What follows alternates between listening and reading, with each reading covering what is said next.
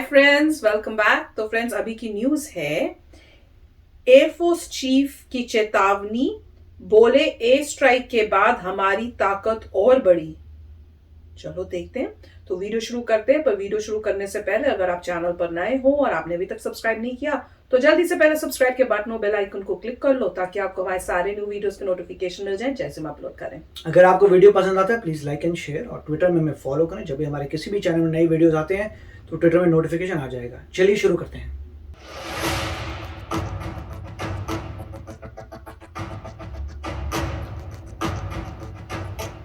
भारत की लगातार बढ़ती ताकत से पड़ोसी हैरान हैं। उन्हें चिंता भी है। भारत न सिर्फ आधुनिक और ताकतवर हथियारों की खेप जुटा रहा है, बल्कि वो मजबूत देशों के साथ अपने संबंधों को भी नए और ऊंचे मुकाम पर पहुंचा रहा है। इसी कड़ी में भारतीय वायुसेना प्रमुख air chief marshal RKS Bhadauria ने चीन पाकिस्तान को जोर का झटका धीरे से देते हुए कहा कि भारत की एयरफोर्स की क्षमता बालाकोट हवाई हमले के बाद और ज्यादा प्रबल हो गई है। भारत अब पश्चिमी से लेकर उत्तरी मोर्चे पर दुश्मन को जवाब देने और तेजी से हिट करने की क्षमता रखता है। इसके बाद जो भारतीय वायुसेना प्रमुख ने कहा, वो चीन और पाक के लिए खतरे की घंटी साबित हो सकती है। उन्होंने कहा कि सटीकता के साथ टारगेट को भेदने, परिसंपत्ति की सुरक्षा करने और नई टेक्निक का उपयोग करने के संदर्भ में वायुसेना ने बढ़त हासिल की है। परिवर्तन के दृष्टिकोण से हमारा वर्तमान ध्यान बालाकोट हमलों और गलवान घाटी झड़पों जैसी हाल की घटनाओं के बाद अपनी रणनीति, प्रौद्योगिकी, क्षमताओं में आगे रहते हुए बढ़त हासिल करने पर था।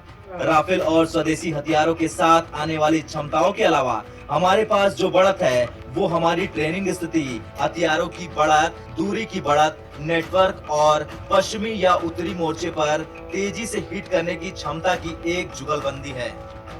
इससे पहले भारतीय वायुसेना प्रमुख ने इजराइल का दौरा किया था, जिसे पाकिस्तान की धड़कनें बढ़ गई थी। इस यात्रा के दौरान वो अपने समकक्ष मेजर जनरल एमिकन नारकिन से मिले थे। इस दौरान भारतीय वायुसेना ने बताया था, सामरिक भागीदारों के रूप में भारत और इजराइल मजबूत बहुआयामी संबंधों का आनंद लेते हैं, जिसका एक महत्वपूर्ण स्तंभ रक्षा सहयोग और सैन्य स्तर का आदान प्रदान है। दोनों पक्ष दोनों वायुसेना के बीच द्विपक्षीय आदान प्रदान की गहराई और दायरे में वृद्धि पर चर्चा करेंगे। इजराइल की यात्रा से पहले भारतीय वायुसेना प्रमुख air chief marshal RKS Bhadauria ने अपनी 2 दिवसीय यात्रा के तहत संयुक्त अरब अमीरात वायुसेना और वायु रक्षा के commander major general Ibrahim Nasir M. Alavi से मुलाकात की थी। खैर, वायुसेना प्रमुख का ये बयान सीधे सीधे चीन पाकिस्तान के लिए कड़ी चेतावनी है, खासतौर से चीन को कि अगर उसने कोई हिमाकत करने की कोशिश की तो उसको इसकी बड़ी कीमत चुकानी पड़ सकती है। और हाँ, इस बात को चीन पाक बिल्कुल न भूले कि ये नए दौर का भारत है जो आंख में आंख डालकर बात करना जानता है। ब्यूरो रिपोर्ट, भारत तक।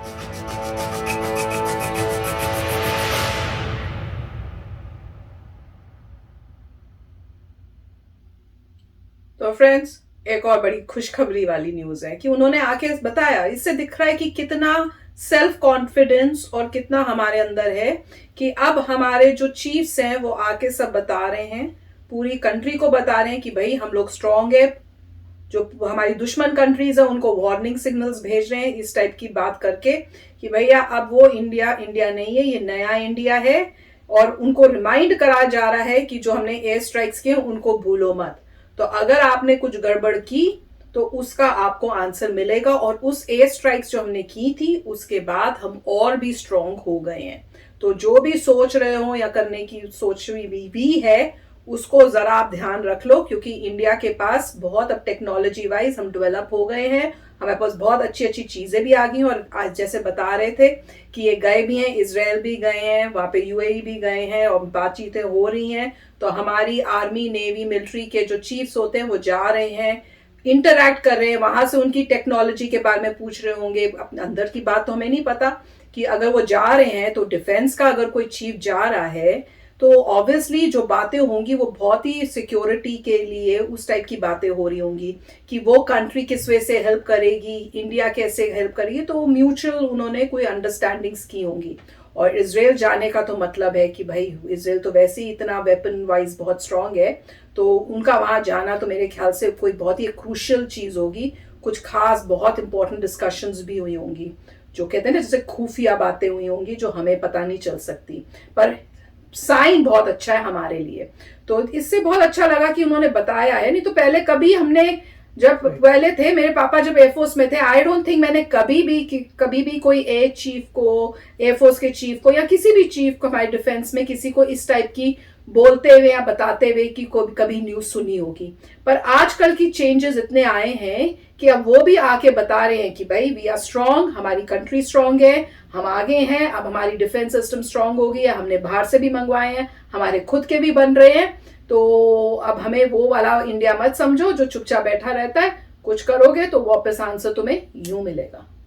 राइट, तो अच्छा वीडियो था। इसमें यही मेन पॉइंट है, देखिए कि अगर कोई कंट्री है और उसकी कहीं ना कहीं कॉन्फ्रंटेशन होती रहती है, लड़ाई झगड़ा होता रहता है अपने नेबर से, तो जब भी कोई लड़ाई होती है तो उनको मौका मिलता है असेस करने का कि क्या ब्रेकडाउन है, क्या कोऑर्डिनेशन में प्रॉब्लम आ रही है, क्या हथियार आपके पास कमी है, क्या है।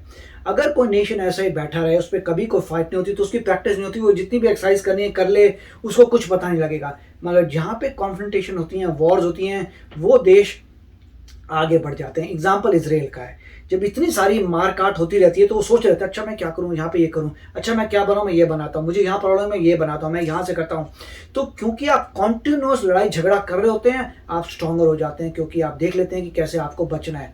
सिमिलरली इंडिया के साथ हो रहा है, जब आप पाकिस्तान जब भी ऐसे लफड़े करता है, वहाँ से चाइना लफड़े करता है, तो इंडिया को मौका मिल रहा है देखने का, अच्छा यहाँ पे दोनों तरफ से वॉर हो सकती है, यहाँ पे ये इंक्रीज करना चाहिए, ये डिक्रीज करना चाहिए, यहाँ वेस्ट खत्म करना चाहिए, ये जो चीज़ है ये वेपन ठीक नहीं चला, उसको हटाओ, दूसरा वेपन लेके आओ, ड्रोन्स की कमी है हमारे पास, वो लेके आओ, हमारे को एवैक्स चाहिए, अपने फाइटर चाहिए, मतलब जो भी राफेल क्यों आ रहे हैं, तो मतलब हर हाई अल्टीट्यूड में क्या चाहिए आपको, क्या नहीं चाहिए। तो सारी चीज़ें जो है असेस हो रही हैं, क्योंकि आप लगे हुए हैं उस एक्टिविटी में, उससे आपकी कंट्री ऊपर उठ जाती है। और मगर इन सब के नीचे एक ही बात है, वो है एजुकेशन।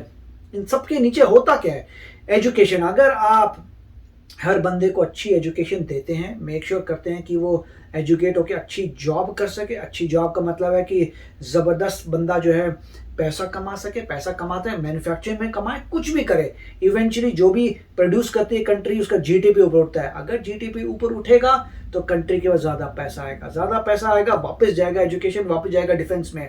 सोर्स तो हर चीज़ पैसा है, राइट, किसी भी चीज़ के लिए सोर्स पैसा है, और पैसे का सोर्स क्या है, वो हम लोग हैं। तो जितनी भी जनता है, जितनी ज़्यादा एजुकेटेड होगी, जितना ज़्यादा कार्य करेगी मेहनत से, कंट्री ऊपर उठेगी। ये मेरे ख्याल से लोगों के लिए सबसे इम्पॉर्टेंट है। अगर आप अपनी ज़िंदगी में पूरी मेहनत कर रहे हैं तो आपने अपनी कंट्री को मैक्सिमम कर दिया है, क्योंकि आप हर इंसान तो सोल्जर बन नहीं सकता, सोल्जर के लिए किसी को पैसा चाहिए, पैसा आप लेके आ रहे हैं। तो मेरे ख्याल से यही है कि अगर बच्चा अगर यंगस्टर्स हैं, अगर आप दिन रात पढ़ाई कर रहे हैं और आप जाके कार्य कर रहे हैं, अच्छा आप ठीक जॉब कर रहे हैं, तो आपने अपने देश के लिए कर दिया जो आपको करना है। अब आप देखिए, मज़ा देखिए कि कैसे आपका देश ऊपर उठता है और क्या करता है। और जो थोड़े ओल्डर हैं उनको भी देखना पड़ेगा कि बच्चों को आप आर्म्ड सर्विस में जाइए, ऐसी जगह जाइए जहाँ पे वो भी खुश हों और पूरे देश भी आगे बढ़े। तो काफ़ी अच्छा वीडियो था। यस फ्रेंड्स, तो चलो फ्रेंड्स चलते हैं, मिलेंगे नेक्स्ट वीडियो में बहुत ही जल्द। Till then take care and bye bye. तो अगर आप मेरे इस चैनल पे नए हो तो जल्दी से सब्सक्राइब के बटन को हिट करो और बेल आइकन को क्लिक करो, ताकि आपको मेरा जब नया वीडियो मैं लगाऊं आपको उसके बारे में जल्दी से पता चल जाए।